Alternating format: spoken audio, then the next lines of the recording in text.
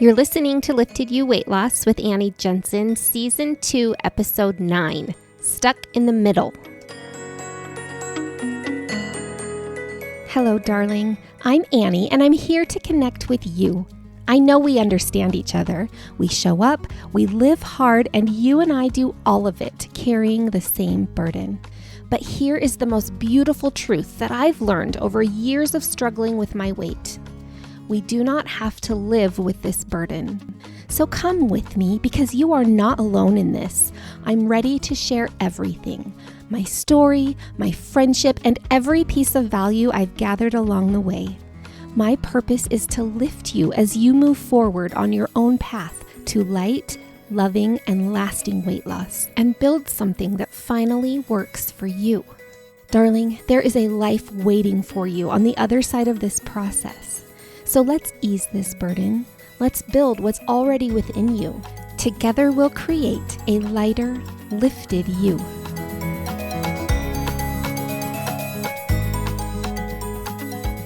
I am going to share something with you today that you may or may not be able to relate with. I have not worn a pair of jeans in over 10 years.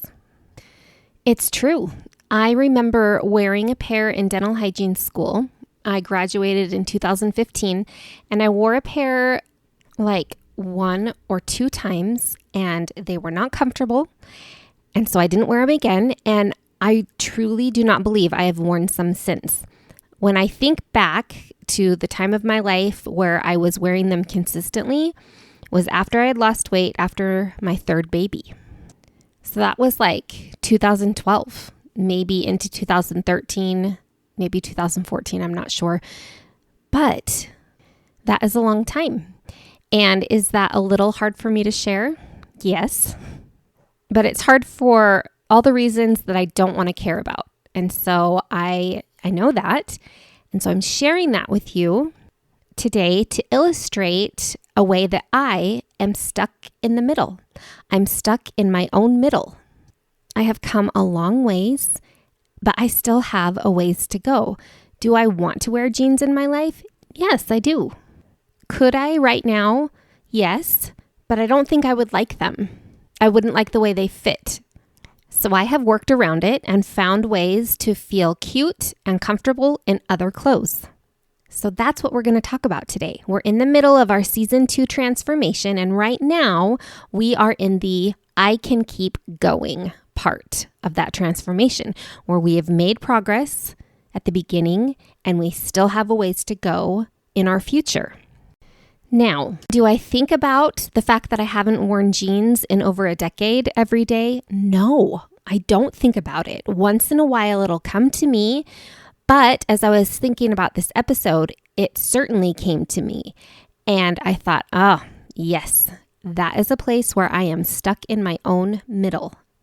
I've made progress and I am comfortable enough with that progress that I feel good in my life.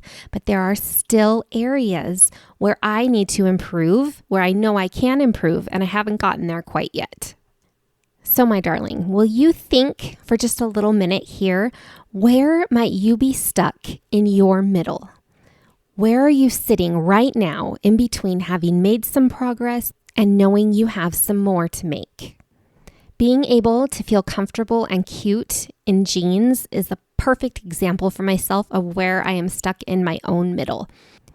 Where are you stuck? What is something specific that you can think of that tells you you're not living life fully yet? You're not there yet.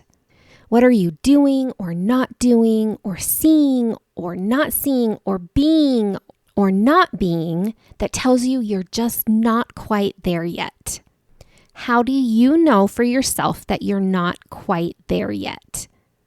And then let's talk about the solution. What do we need to do to get ourselves moving forward a little bit and get ourselves unstuck from a comfortable middle place in our own transformation? In my little bit of reading and research on what this solution could be, this is what I've come up with. It's persistence.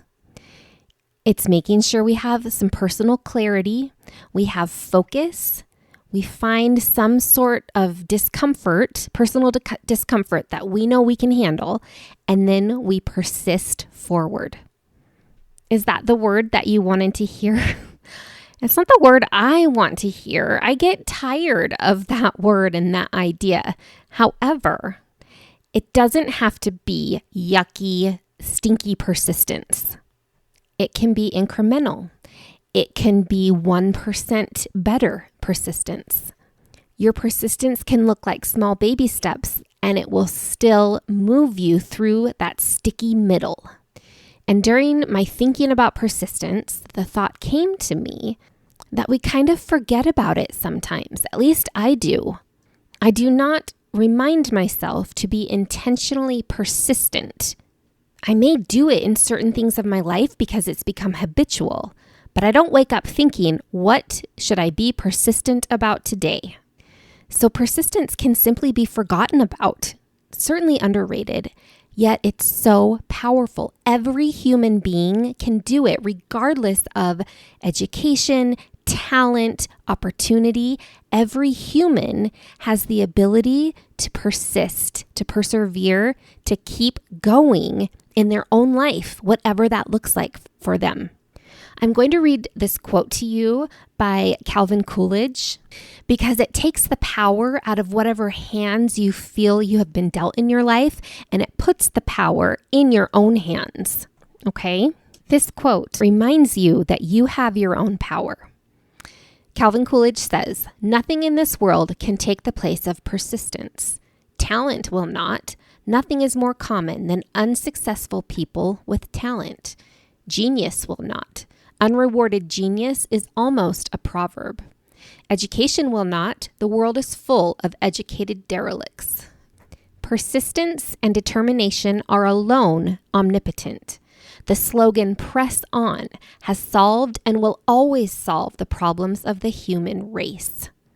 I love it. You hold your own power. Have you been diagnosed with type 2 diabetes like me? Okay. How can you take control and be persistent in securing your own health? Did you grow up surrounded by processed foods and frozen dinners? And maybe were you not taught how to cook delicious, fresh, healthy food? Okay, well, what do you know now? And how can you learn more? Do you feel prisoner to habits?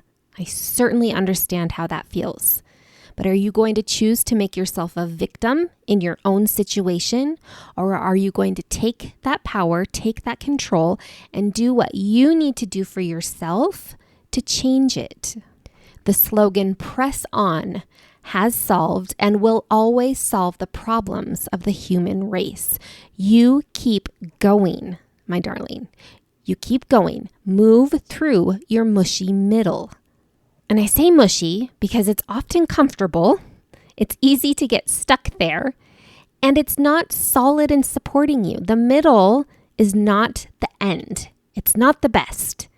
There are good parts about the middle, for sure, but it's not the best. It's not allowing the inner true you to come out. It's not allowing you to align with who you really, really are inside and all that she can do, and all that she can be, and all that she can influence. All right, so how do we press on? How are we persistent intentionally? Well, when I ask myself, okay, Annie, well, what are you going to do to be able to fit into jeans that you love? What is your next best move to do that? And that's the question I would love for you to ask yourself. Say, self, for me to get out of this mushy middle and move forward a little bit, what is my next best move? What is the next right move for you to make? And to answer that question, I would love for us to think back to our emotional thermostat. Remember, that means when we read our emotions, when we pay attention to them and let them tell us what we need in our life, that will get us moving forward. Let me show you what I mean. Do you remember several episodes ago, I shared that I took a trip to Italy a few years ago now, and it was beautiful. It was as dreamy and fantastic as you would imagine Italy could be. It was also one of the hardest trips and in some ways experiences of my entire life. It was that trip, and I will share more later, more details as they become relevant to what we're talking about. It was that trip where I realized that I really, really needed to make some changes. I mean, I knew that, right? But I knew that after this trip. Do you remember me sharing my experience where I was in the Italian leather coat store with my two best friends who are beautiful, slim girls who I love with all my heart? But I was in that leather store with them and they were trying on gorgeous leather jackets. And I knew that I couldn't try them on. They would not fit my body.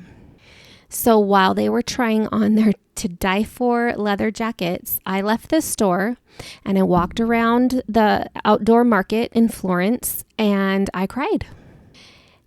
And it wasn't just the experience of not being able to do something that other people had done, because I had experienced that many, many times. But this moment was particularly painful. And it was moments like this over and over again on this trip where I don't know if I accepted it or I just saw it more clearly that I had to change my life. Well, in about 5 or 6 weeks, I am going to New York City with these same two best girlfriends. And when I think about that trip and think about the way I felt last time, I do not want to feel that way again. And I know I won't. I have lost so much weight since that trip. I feel so much better and I'm excited to go. But there is an emotion inside of me telling me that I want to make a little more progress before I go. And that emotion that I'm listening to, that I was looking for, and that I am now listening to tell me what I need to do, what my next move for myself needs to be to get me out of my mushy middle, that emotion is longing. I am longing to be with my best friends, to feel beautiful with them, to feel in control, and to feel like I'm wearing whatever I want to and I can do whatever they are doing. I'm longing to feel completely different than I did on our trip to Italy.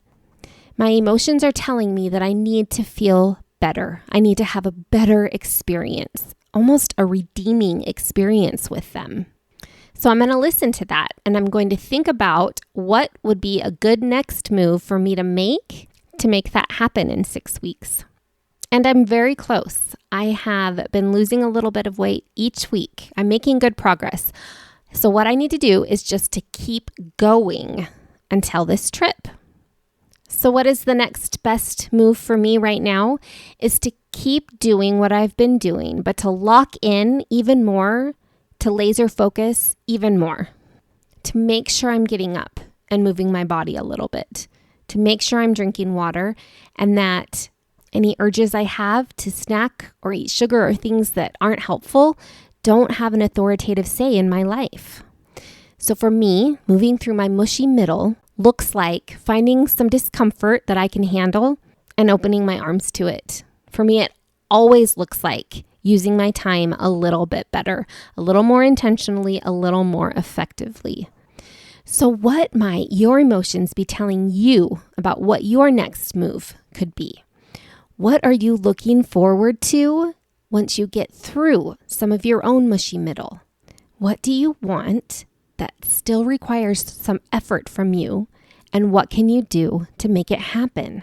You know how to move yourself forward. I know you do. It could look like different things at different times in your life, but I know you know how to move yourself forward. Find a little something, be intentional, persist, and make it happen. And that thought, that belief, that knowledge that I have that you can move yourself forward is going to beautifully segue us into the next stage of our transformation, which is I know I can count on myself. And as I think about these next 6 weeks before this trip, I am at a place where I do know I can count on myself. It feels really great to say that because I haven't always known that. It's going to take focus, persistence, and I have to remember that past Annie doesn't exist. Things I've done, choices I've made in the past do not exist, and they can't affect me moving forward. The past is something that can really make the middle extra sticky for us. And that brings me to some final thoughts. We've talked about this concept of the non-existent past. It's incredible wisdom, and we'll explore and learn about it more in the future for sure. But I'm going to show you a little exercise right now to illustrate what I mean about the past not existing. And unless there's some value in the lessons learned from it, it truly has no effect on your future. So will you picture past Annie in that Italian leather coat store in Florence, Italy, with my friends who are trying on their jackets? Picture her feeling sick to her stomach, feeling sad, feeling isolated, and walking out of the coat store into the streets of Florence and crying. You picture her with me? I can picture her. I remember it very well. Now, I'm going to ask you, where is that Annie right now? Where is she? Where is the Annie who was walking around Florence so upset that she couldn't try on beautiful leather coats with her friends? Where is she? Well, she's nowhere. She's not here. She's not me now. She's not in Florence. She's gone. She's over. She doesn't exist. The past does not exist. The lessons that I learned from that experience, the feelings that I felt, anything that was valuable comes with me. But that hurt, that pain, that experience is gone. It does not exist. It's nowhere. So what does that mean? That means that my future, my trip in 6 weeks with my beautiful friends, is all up for grabs. It is untainted by the past, only enhanced by the lessons I've learned from it. Is that the most beautiful, enlightening, hopeful thoughts? Nothing from your past should be able to hold you in your sticky middle. Now, this is not to discount past painful experiences. Okay, I know that. But I also understand intellectually that what I'm telling you is true. All that I have is in this present moment and the future to look forward to. All that exists is the present moment. And that's why we talk about the essence of who you are and how your perfect, unchanging, forever valuable existence inside your body is not your mind, it's not your body, and it's not your experiences. Those things do not define you at all. They don't touch you. That experience that I had in Italy that was so hard taught me a lot, but it doesn't touch me. And that is how, over the years, I've been able to stand up and walk away from all the heavy, hard, painful experiences I've had from being overweight for so many years. So you think about what your middle feels like right now. You've made progress and you still have a ways to go. What can you learn from your past to help you stand up and move forward a little bit to get you out of your sticky middle? I'll leave you with these simple and beautiful words by George Whitefield. Press forward, he says. Press forward. Do not stop. Do not linger in your journey, but strive for the mark set before you. How tempting it is to linger in our journey where it might be a little comfortable in the mushy middle. But where do you want to be? What do you see ahead of you? Join me. Let's keep moving forward, my sweet friend, and I'll talk to you next week.